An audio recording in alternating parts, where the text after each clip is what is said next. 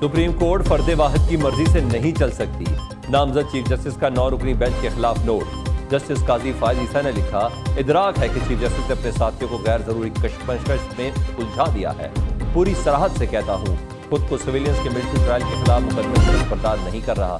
अगर ये मुकदमा सुनूं तो supreme court practice and procedure act से मुतल्लिक अपने मौक़िफ़ की खिलाफ वर्जी करूंगा।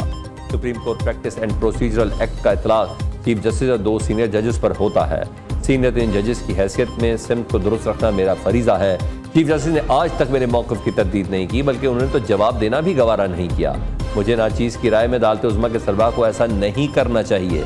30 सफ़ात पर मुश्तमिल नोट कुछ देर बाद ही सुप्रीम कोर्ट की वेबसाइट से हटा दिया गया। सिविलियंस का फौजी अदालतों में ट्रायल नहीं हो सकता, यह कहना दुरुस्त नहीं। अगर कोई सिविलियन किसी फौजी को बगावत पर उकसाता है तो उसका ट्रायल फौजी अदालत में हो सकता है। चीफ जस्टिस के फौजी अदालतों में सिविलियंस के ट्रायल्स के खिलाफ केस में रिमार्क्स। चीफ जस्टिस उमरता बंदयाल ने कहा, कॉमन सेंस है, ऑफिशियल सीक्रेट एक्ट के तहत जुराइम का तयन फौज नहीं करना है। जस्टिस मंसूर अली शाह ने कहा, फौजी हदूद के अंदर जुर्म हो तो आर्मी एक्ट लागू होता है। बताया जाए सिविलियंस ने आर्मी एक्ट या ऑफिशियल सीक्रेट एक्ट की खिलाफ वर्जी कब की। जस्टिस मंसूर और जस्टिस मुनीब ने इस्तफसार किया, फौज कैसे फैसला करती है कि फला बंदा आर्मी एक्ट के तहत हमारा मुलजिम है। जस्टिस मुजाहिर नकवी ने रिमार्क्स दिए, ऑफिशियल सीक्रेट एक्ट की दफात FIRs में कब शामिल की गई।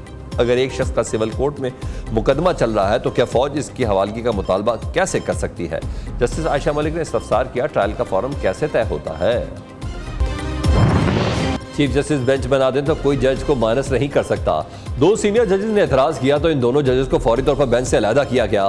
पता नहीं किस बात की जल्दी है। सीनियर 3 जज ने बेंच को गैर आईनी और गैर कानूनी करार दिया। बेंच फिर भी मजीद और फैसले करने को तैयार है। वज़ीर दाखिला राना सनाउल्लाह का कौमी असम्बली में इजहार ख्याल, कहा चंद जजेस इंसाफ नहीं सियासत कर रहे हैं। किसी जगह पर मदर इन लॉ तो कहीं सन इन लॉ का मामला है।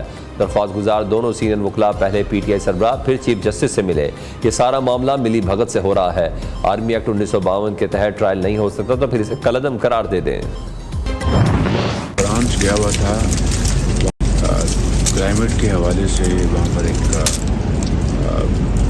कॉन्फ्रेंस थी, उस पर मुझे दावत थी सदर फ्रांस की तरफ से। तो वो एक बहुत कॉम्प्रिहेंसिव और बहुत अच्छी कॉन्फ्रेंस थी। वहाँ पर फिर मेरी मुलाकात हुई थी MD IMF से और उनसे बड़ी फ्रैंक गुफ्तगू हुई। वज़ीर-ए-आज़म शहबाज शरीफ की लंदन में पार्टी कायद नवाज शरीफ से मुलाकात। मुल्क की सियासी सूरत हाल पर तबादला ख्याल। मीडिया से गुफ्तगू में शहबाज शरीफ ने कहा, मिलिट्री कोर्ट्स के हवाले से सुप्रीम कोर्ट के नोटिस का इल्म है। IMF से मामले खुश असलूबी से तय करना चाहते हैं। माहौलियात से मुतल्लिक कॉन्फ्रेंस में MD IMF से मुलाकात हुई। इनको बताया कि पाकिस्तान ने तमाम शराइत पूरी कर दी, अब प्रोग्राम मंजूर हो जाना चाहिए।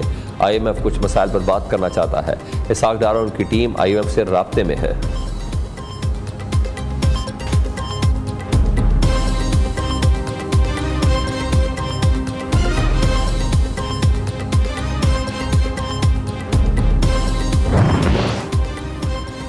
स्टेट बैंक ने IMF की एक और शर्त पूरी कर दी। दरामदाद पर आए तमाम पाबंदियां खत्म, सर्कुलर जारी कर दिया। बंदरगाहों में फंसे 6000 से ज्यादा कंटेनर रिलीज करने के लिए बैंकों को ज़र मुबादला की फराहमी की इजाज़त दे दी।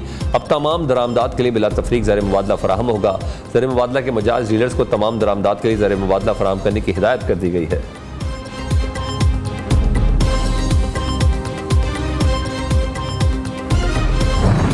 मुल्क की मईशत की बहाली के लिए तुर्क वज़ीर-ए-आज़म मुतारिक। पेरिस में आलमी रहनुमाओं से मुलाकातें। चीनी वज़ीर-ए-आज़म से मुलाकात में पाक चीन ताल्लुकात मज़ीद मजबूत बनाने पर तबादला ख्याल।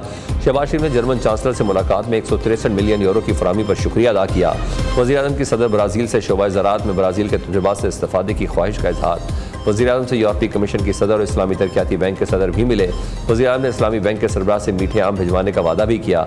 जवाब में डॉक्टर मोहम्मद अल जासिर ने कहा कि आप ये आम उगाते रहें और भिजवाते रहें। सरबराह इस्लामी तरक्याती बैंक के जुमले पर कह के लग गए।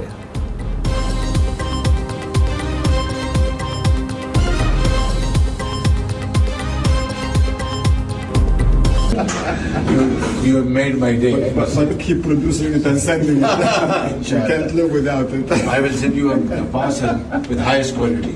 पहली बात है कि मैंने किसी को धोखा नहीं दिया है, तो PMLN को मैं धोखा नहीं दूंगा। कोई फर्क नहीं पड़ता। किसी को आप पॉलिटिकली सपोर्ट करें, आपकी मर्जी है, फ्री डेमोक्रेसी, मगर कम से कम उनसे ये तय कर लें कि भाई चार्टर ऑफ इकोनॉमी ये होगा। तो आज भी मैं आपसे अर्ज करता हूँ कि आप उससे बात करें कि भाई चार्टर ऑफ इकोनॉमी मेरे से तो I am willing to sign. My two ministers sitting here will sign with you a charter of economy. If God gives me a chance, I will give you all level playing field. किसी को धोखा नहीं दिया, नून league को भी धोखा नहीं दूंगा. मैं साकी मईशत पर बात और दस्तखत करने के लिए तैयार हूँ. उम्मीद है दीगर पार्टियां भी हमारा साथ देंगी. क्रिकेटर को भी चार्टर ऑफ इकोनॉमी की पेशकश की थी लेकिन वो ना माना. साबिक सदर आसिफ जरदारी का लाहौर में सनतकारों से खिताब, कहा मालूम नहीं IMF हमें पैसे देता भी है या नहीं, हमें इमदाद की बजाय तजारत को फ़रोग देना होगा. आसिफ जरदारी ने एप्टेमा रहनुमाओं के मसाइल हल करने की यकीन दहानी करा दी. बोले फिक्र मत करें, आपको लेवल प्लेइंग फील्ड दूंगा. पाकिस्तान की बरामदात को $100 अरब तक लेकर जाएंगे. मफामात के बादशाह ने पाकिस्तान को अमीर करने का फार्मूला भी बता दिया. कहा सनतकार अमीर होंगे तो मुल्क अमीर होगा. सऊदी अरब ईरान के ताल्लुकात बेहतर हो गए हैं. अब पाकिस्तान ईरान गैस पाइपलाइन भी जल्द शुरू होगी. वज़ीर-ए-आज़म शहबाज शरीफ साहब के अपने ही वादे थे जो हमें इंशाअल्लाह ताला पूरा होते हुए नजर आ रहे हैं. वज़ीर-ए-आज़म शहबाज शरीफ साहब शायद ज़्यादा पीपल्स पार्टी का वज़ीर-ए-आज़म है ना कि मुस्लिम लीग का वज़ीर-ए-आज़म. हम सब का जिम्मेदारी है कि हम वज़ीर-ए-आज़म साहब का जो हाथ है वो मजबूत करें. अगर वज़ीर-ए-आज़म का हाथ को हम मजबूत करेंगे तो फिर इन मसले को एड्रेस कर सकेंगे. आसिफ जरदारी यारों का यार है. इस वक्त हमारी सियासी यारी मुस्लिम लीग नून से है. गवाही देता हूँ शहबाज शरीफ जैसे मेहनत से काम करने वाला नहीं देखा. बिलावल भुट्टो ने वज़ीर आज़म की तारीफों के पुल बांध दिए. कौमी असम्बली में इज़हार ख्याल करते हुए वज़ीर ख़ारजा ने कहा शहबाज शरीफ का काम करने का अंदाज़ बहुत मौसर है. वज़ीर आज़म से ज़्यादा काम का जज्बा किसी में नहीं देखा. इनकी वर्किंग पॉलिसी बेहतरीन है. हमें शहबाज शरीफ को मजबूत करना है. शहबाज शरीफ ने जो वादे किए पूरे होते नजर आ रहे हैं. सलाम मुतरासीन के फंड्स के इजरा की यकीन दहानी पर वज़ीर आज़म के शुक्रगुजार हैं.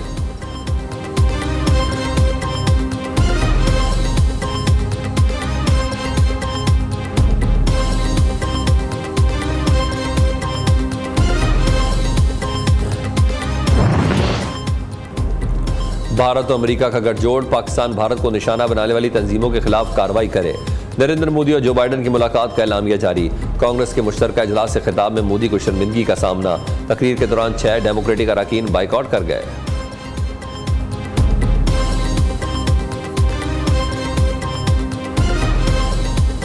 गुजरात में जब चीफ मिनिस्टर थे मोदी, तो उनकी सरपरस्ती में मुसलमानों का वहां पे जो कत्लेआम हुआ और जिस तरह वहां पे मुसलमान जिंदा जलाए गए, औरतों को रेप किया गया, तो यही यूनाइटेड स्टेट्स था जिसने उनके ऊपर वीजा की पाबंदियां लगाई. यानी कि एक्नॉलेज किया गया था कि वहां पे टेररिस्ट एक्टिविटी हुई है और मोदी की सरपरस्ती में हुई है. मुसलमान, क्रिश्चियंस और दूसरी जो अक़लियतें हैं वो मोदी की दहशतगर्दी का टारगेट बनी हुई हैं. कश्मीर में साल गुजर गए हैं, ऐसी रिस्ट्रिक्शंस जो हैं जो इंसानी हकूक की सरीहन खिलाफ वर्जी हैं उनके तले रह रहे हैं. अमेरिका की वर्षे में छोड़ी दहशतगर्दी का पाकिस्तान आज भी मुकाबला कर रहा है. आज भी पाकिस्तानी कौम अमरीकी हलीफ होने की सज़ा भुगत रही है. यही मोदी था जिसने भारतीय गुजरात में दहशतगर्दी कराई और अक़वाम मुत्तहिदा ने इस पर पाबंदी लगाई. अमेरिका भारत एलामी पर ख्वाजा आसिफ का रद्द-ए-अमल. का खित्ते में दहशतगर्दी के बीज बोने में अमेरिका का भी बड़ा किरदार है. एलामिया से पहले वाशिंगटन या सदर जो बाइडन को सोचना चाहिए था. पाकिस्तान को चीन और रूस से ताल्लुकात मजबूत बनाने चाहिए. मरियम नवाज से नेशनल पार्टी के वफ्द की मुलाकात. सियासी ताउन बढ़ाने पर तबादला ख्याल. सदर नेशनल पार्टी डॉक्टर अब्दुल मालिक बलोच ने मरियम नवाज की सियासी जदोजहद को खराज तहसीन पेश किया. मरियम नवाज ने कहा बलोचिस्तान की तरक्की पाकिस्तान की तरक्की की बुनियाद है. CPEC, ग्वादर पोर्ट, मगरबी रूट समेत दीगर मनसूबे बलोचिस्तान की तरक्की का जरिया बनेंगे. कराची की गलियों और कूचों में पीपल्स पार्टी की अमरियत को इंशाअल्लाह ताला दबना कर दम लेंगे. ये शहजादे, लाटजादे, नवाबजादे ये इन मुजाहिदों का मुकाबला नहीं कर सकते.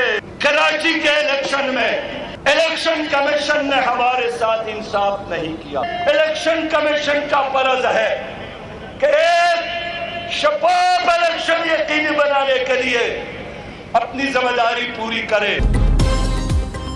पीपल्स पार्टी का मतलब करप्शन था, है और रहेगा.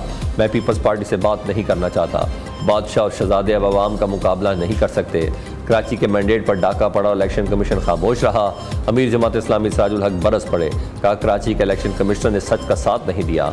मेयर कराची के इंतखाब के खिलाफ जमात इस्लामी ने इलेक्शन कमीशन के खिलाफ एहतजाजी मुजाहरा किया.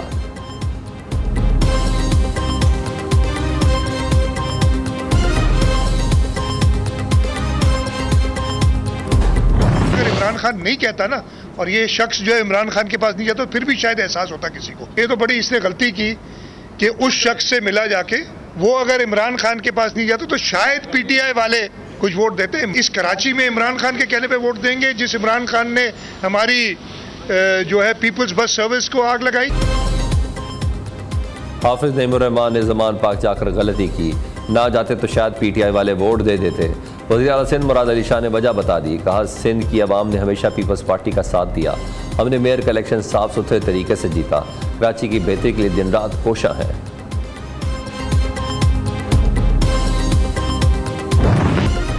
गर्मी की लहर और इंतजामी गफलत ने कहर ढा दिया। सरगोदा डीएच के अस्पताल में 72 घंटों में 21 अफराद जाँ बहक, 13 बच्चे भी मरने वालों में शामिल। उर्सा ने अमवात का जिम्मेदार एयर कंडीशनर्स की खराबी को करार दिया। एमएस डॉक्टर यूनुस की तरदीद, कहा 13 नवजादा बच्चों की मौत कम उम्र और कम वजन के बायस हुई। 3 खवातीन समेत 8 मरीज तशवीशनाक बीमारियों में मुब्तला थे, जिनकी उम्रें 50 साल से ऊपर थी। एमएस ने एयर कंडीशनर खराब होने का भी एतराफ़ कर लिया। डी न्यूज़ की खबर पर वज़ीर आला पंजाब का नोटिस, महकमा सेहत को तहकीकात का हुक्म दे दिया, रिपोर्ट तलब कर ली। समंदर में गरक टाइटैनिक जहाज़ 1 सदी बाद मजीद 5 अफराद की मौत का सबब बन गया। तारीखी जहाज़ का मलबा देखने के लिए जाने वाले 2 पाकिस्तानियों समेत 5 अफराद की मौत की तस्दीक हो गई। आबदोज़ कंपनी ओशन गेट ने बाज़ाब्ता ऐलान कर दिया, टाइटैनिक तक जाने वाली आबदोज़ टाइटन के 5 मुसाफिर अब जिंदा नहीं है। हमें मुसाफिरों को खोने का बहुत अफसोस है। अमरीकी कोस्ट गार्ड ने भी हलाकतों की तस्दीक कर दी। आबदोज़ हादसे में पाकिस्तानी शहरी शहजादा दाऊद और उनका बेटा सलमान दाऊद भी खालिक हकीकी से जा मिले। शहजादा दाऊद एंग्रो कॉरपोरेशन के वाइस चेयरमैन थे। मुल्क भर में गर्मी की शदीद लहर रही, सही कसर लोड शेडिंग ने निकाल दी। कराची में 8 घंटे से ज़्यादा बिजली बंद रहने लगी। लाहौर में गर्मी ने लेस्को इंतजामी की कारकर्दगी का पोल खोल दिया। तलब बढ़ते ही ट्रांसफार्मर्स खराब होने लगे। मुख्तलिफ इलाकों में बिजली के मीटर जलने की शिकायत। मुगलपुरा मुनामा समेत मुख्तलिफ इलाकों में लेस्को के अमले ने फ़ोन सुनना बंद कर दिया। बिजली की बंदिश से पानी की भी किल्लत पैदा हो गई। महंगाई का जिन बेकाबू, शरह में मजीद इशारिया 33% का इजाफा, मजमूई शरह 34.05% तक पहुँच गई।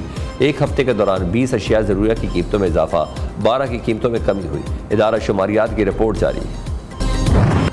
दौरा अमरीका पर भारतीय वज़ीर-ए-आज़म नरेंद्र मोदी की ओछी हरकतें, मेज़बान सदर बाइडन से हाथ मिलाया तो छोड़ना भूल गए। कांग्रेस से खिताब के दौरान इन्वेस्ट को इन्वेस्टिगेट पढ़ दिया। ऑप्टिकल फाइबर को पॉलिटिकल फाइबर बना डाला। रिलेशनशिप को रिलेशनशिपी कहकर जुमलों का मायने ही बदल दिया। भारत में अक़लियतों को तमाम हकूक़ मिलने का दावा करके प्रेस कॉन्फ्रेंस के शुरका को हैरान कर दिया। मोदी के सरकारी दौरे में मुज़क्कर खेज़ गलतियों पर भारतीय भी सर पकड़ कर रह गए।